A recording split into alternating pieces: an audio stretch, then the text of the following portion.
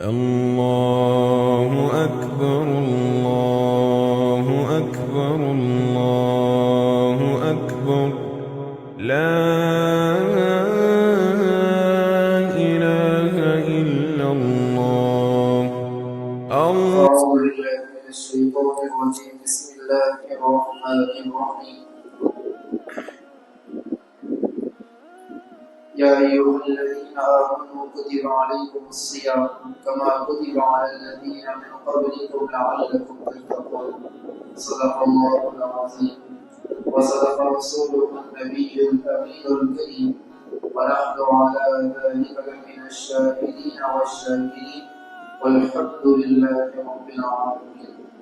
محترم حضرات، سب سے پہلے تو ہم اللہ رب العزت کی بارگاہ میں شکر ادا کرتے ہیں کہ اللہ رب العزت نے ہمیں اشرف المخلوقات بنا کر اپنے پیارے حبیب محمد مصطفیٰ صلی اللہ علیہ وسلم کی امت میں پیدا فرمایا ہے، اور شب برات جانے کے بعد اب رمضان مبارک بہت قریب آ رہا ہے۔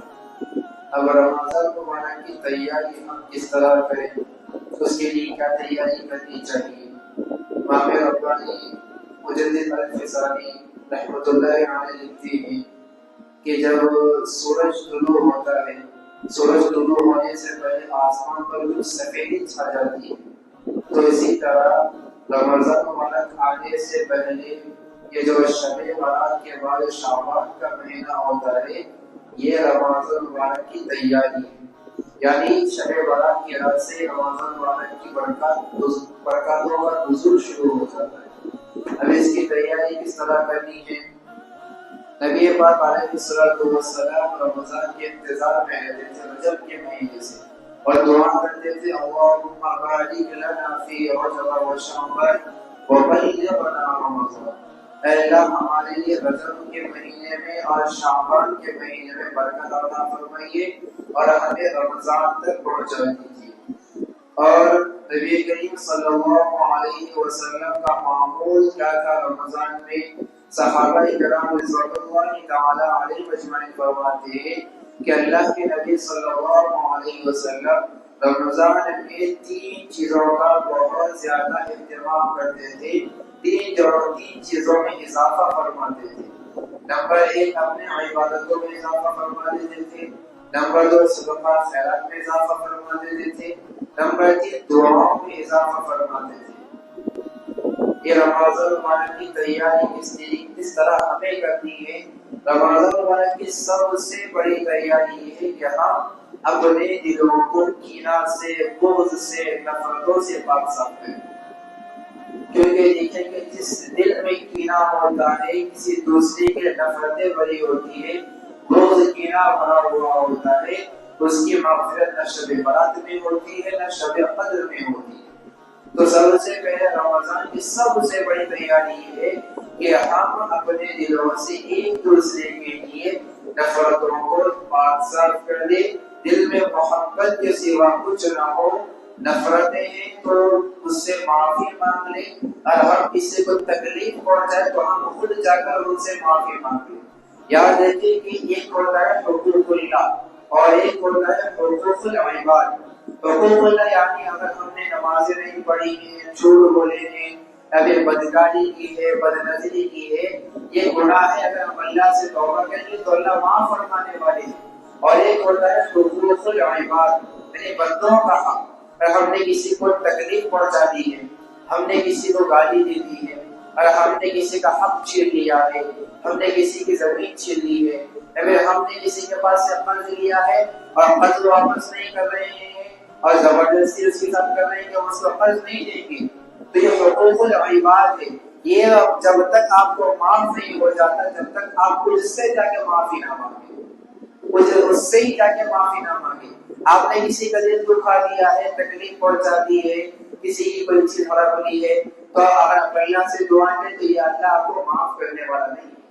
معافی اسی سے مانگنا ہے آپ نے جس کو تکلیف پہنچائی ہے۔ آپ نے کسی سے لڑائی جھگڑا کیا ہے تو آپ جا کے اسی سے معافی مانگیں۔ اگر آپ کی وجہ سے سامنے والے کو تکلیف پہنچی ہے تو آپ جا کے اس سے معافی مانگیں۔ اگر آپ اس سے معافی اللہ سے مانگ رہے ہیں، اس کی معافی تو یہ معاف ہونے والا نہیں ہے۔ یہ حقوق العباد ہے، یہ بندوں کا حق ہے، تو آپ بتائیں کہ اس سے ہی معافی مانگنا ہوگا۔ یاد رکھیے، سوچیں کہ اگر اس سے پہلے مر گئے تو خدا کا خاصہ دنیا سے رخصت ہو گئے تو کل بروز محشر اللہ تعالی ہمارے نیکیوں کا بھی حساب کریں گے، ہمارے گناہوں کا بھی حساب کریں گے۔ تو تب وہ بندہ جس کو ہم نے تکلیف پہنچائی ہے وہ اللہ کے سامنے آ کر کہے گا کہ یا اللہ اس بندے نے مجھے تکلیف پہنچائی تھی دنیا میں، اس نے مجھے ہاتھ سے تکلیف پہنچائی تھی، اس نے زبان سے تکلیف پہنچائی تھی اور اس نے مجھ سے معافی نہیں مانگی تھی۔ اب وہاں پر معافی مانگنا ختم ہو گیا، وہاں پر اب وہاں پر معافی کیا ہے؟ نیکی ہے، نیکی۔ تو اللہ تعالیٰ کہے گا کہ اب تمہارا بدلہ یہاں لیا جائے گا، کس طرح؟ نیکی کے بدلے میں۔ تو اللہ کہتا ہے کہ اس کے جتنے بھی نیکیاں ہیں سارے نکال کر اس کے نام اعمال میں ڈالو، اس کے نیکیاں، اس لیے دنیا میں اس کو تکلیف پہنچائی ہے تو اس نے دنیا میں معافی نہیں مانگی ہے۔ اب وہی کیا کرنا ہے؟ اس کی جتنے بھی نیکیاں نکالو اور نکال کر اس کے نام اعمال میں ڈالو۔ تو اب اس کے نیکیاں نکال کر نام اعمال میں ڈالے جائیں گے تو پھر اس کی نیکیاں ختم ہو جائیں گی، ابھی اس کا حساب باقی ہے ابھی۔ تو اب اللہ کہیں گے کہ یہ کیا کیجیے کہ جتنے اس کے گناہ ہیں یہ اس کے گناہ نکال کے اس کے نام اعمال میں ڈالو۔ تو حقوق العباد کوئی چھوٹی چیز نہیں ہے۔ تو رمضان سے پہلے ہم اپنے دلوں کو نفرتوں سے پاک کر دیں، کینہ، بغض، لڑائی جھگڑوں سے معاف کر دیں۔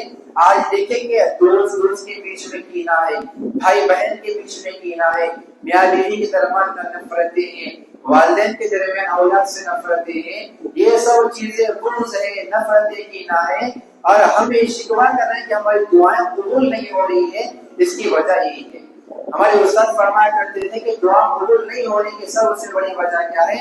انسان کے برے اعمال ہیں۔ اگر اعمال ٹھیک ہے تو پھر اس کی دعائیں ضرور قبول ہوگی، اعمال برے ہیں تو اس کی دعا میں رکاوٹیں آ جائیں گی۔ تو ہم ذرا اس بات کا سوچیں کہ رمضان سے پہلے یہ تیاری کر لیں کہ ہم ایک دوسرے کو معاف فرما دے اور دلوں کو نفرت سے معاف فرما دے۔ اس کا دل میں نہ بغض ہوگا، نہ کینہ ہوگا، نفرت ہوگی، کسی کے لیے کچھ نہ ہوگا۔ ہم نے اگر کسی کو تکلیف پہنچائی تو میرے بھائیوں خدا یہ بات سے زیادہ اس سے معافی مانگے۔ یہ نہ سوچے کہ اگر میں معافی مانگوں گا تو میں چھوٹا ہو جاؤں گا، ایسا نہیں ہے۔ ہم جتنا معافی مانگیں گے اللہ کی نظر میں اتنے بڑھتے چلے جائیں گے۔ میرے نبی نے فرمایا ہے کہ اگر تم معاف کرنے سے تمہاری عزت میں کمی آ جاتی ہے تو کل بروز محشر اللہ کے سامنے میں تمہیں عزت دلاؤں گا، میں بڑے فخر سے اللہ کے سامنے کہوں گا کہ یا اللہ یہ میرا پکا امتی ہے جس نے میرے کہنے پر دوسروں کو معاف فرما دیا۔ اور اگر کوئی آپ سے معافی مانگے تو اسے فوراً معاف فرما دے۔ حدیث میں آتا ہے خیر المال العفو، معاف کرنا بڑی دولت ہے۔ اور رمضان سے پہلے ایک تیاری سب سے بڑی کرنی کہ اپنے دلوں کو نفرتوں سے پاک کر دے۔ اور دوسری بات ہے کہ ہمیشہ سچ بولنے کی عادت ڈالیں، ہمیشہ سچ بولنے کی عادت ڈالیں۔ اور تیسری بات یہ ہے کہ امانت میں خیانت نہ کرے۔ اور چوتھی بات یہ ہے کہ ہم کسی کو تکلیف نہ پہنچائیں۔ دیکھیں کہ حضرت عمر فاروق رضی اللہ عنہ فرماتے ہیں کہ کسی کو تہجد میں روتا ہوا دیکھ کر یہ نہ سمجھو کہ وہ نیک انسان ہے، وہ اللہ کا محبوب بنتا ہے، رو رہا ہے، گڑ گڑا رہا ہے، بلکہ یہ دیکھا کرے کہ وہ سچ بولتے یا نہیں بولتا، اگر وہ امانت میں خیانت کرتا یا نہیں کرتا ہے۔ اگر وہ ایسا کرتا ہے تو وہ سچا انسان نہیں ہے۔ سچا انسان وہ ہے اور پکا مسلمان وہ ہے جب بات کرے تو جھوٹ نہ بولے، جب امانت رکھا جائے تو خیانت نہ کرے، اور تیسری چیز ہے کہ وہ اپنے ہاتھ اور زبان سے کسی کو تکلیف نہ پہنچائے۔ یہ ہے پکا سچا مسلمان۔ اللہ کے نبی صلی اللہ علیہ وسلم وضو فرما رہے تھے اور تمام صحابہ اللہ کے نبی کے چہرے کا جو وضو کر رہے تھے وہ پانی لے رہے ہیں اور پانی پی رہے ہیں۔ تو اللہ کے نبی نے کہا کہ یہ آپ لوگ کیا کر رہے ہیں؟ تو اللہ کے تو صحابہ نے پوچھا کہ یا رسول اللہ ہمیں آپ سے محبت ہے اس لیے ہم یہ سب کر رہے ہیں۔ تو اللہ کے نبی نے کہا کہ اللہ اس کے رسول سے سچی محبت ہے، آپ کو بتاؤ۔ تو اللہ کے نبی نے کہا بتایا ہے کہ اللہ اس کے رسول سے سچی محبت یہ ہے کہ ہمیشہ سچ بولنا، امانت میں خیانت نہیں کرنا، دیانتداری کے ساتھ زندگی گزارنا، اور اپنے ہاتھ اور زبان سے کسی کو تکلیف نہیں پہنچانا، اپنے اخلاق کو بہتر رکھنا، اپنے دلوں میں کسی سے نفرت نہیں رکھنا، بغض نہیں رکھنا، اور آپ کو بھی تکلیف پہنچائے تو اللہ کے اس کو معاف فرما دینا، یہ ہے پکا سچا مسلمان، یہ ہے اللہ اس کے رسول سے سچی محبت۔ دیکھیں کہ میرے بھائیوں میں بروز محشر اللہ کے ایک بندے 40 سال سے 40 سالوں کی عبادتیں لے کر آئیں گے۔ کوئی عشاء کے وضو سے فجر کی نماز تک، جو عشاء کے وضو سے فجر کی نمازیں پڑھتا ہے وہ لے کر آئے گا، ذکر و اذکار لے کر آئے گا۔ ہم 11 مہینے غفلتوں میں زندگی گزار دیے، کل کے دن ہم یہ تو کہہ سکیں کہ اللہ کے سامنے کہ اللہ ہم 11 مہینے غفلت میں زندگی گزار دیے، ایک مہینہ رمضان کا ہم نے آپ کی عبادتیں کی ہیں، تراویح کا خاص اہتمام کیا ہے، قرآن کا اہتمام کیا ہے، ایک مہینے کی عبادت آپ کے سامنے لے کر آئے ہیں، ایک مہینے کی عبادت۔